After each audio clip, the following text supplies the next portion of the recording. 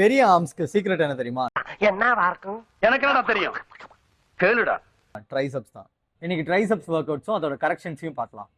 First work out single arm tumble extension. Weight lift பண்ணதுக்கு அப்புறம் உங்க கை வந்து ஹெட்டை விட்டு நகராம பார்த்துக்கோங்க. ஸோ டவுன் அகைன் அப் ஸ்ட்ரைட் அப்.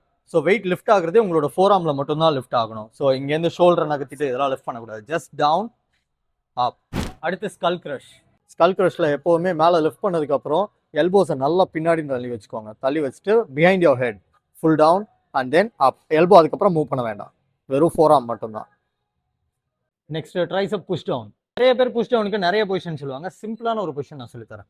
ஷோல்டர் லெவலில் ஹோல்ட் பண்ணிட்டு புஷ் பண்ணி கீழே இறக்கிக்கோங்க. சரிங்களா? எல்போ கொஞ்சம் முன்னாடி வச்சுட்டு half up again push down. சரிங்களா? இது ஷோல்டரை யூஸ் பண்ணாமல் வெறும் ஃபோர் ஆர்ம் மட்டும் யூஸ் பண்ணி புஷ் பண்ணணும். அதே மாதிரி ரெஸ்ட் வந்து மேலேயும் கீழேயும் இருக்கக்கூடாது, ஸ்ட்ரைட்டாக வச்சுக்கோங்க. Up down.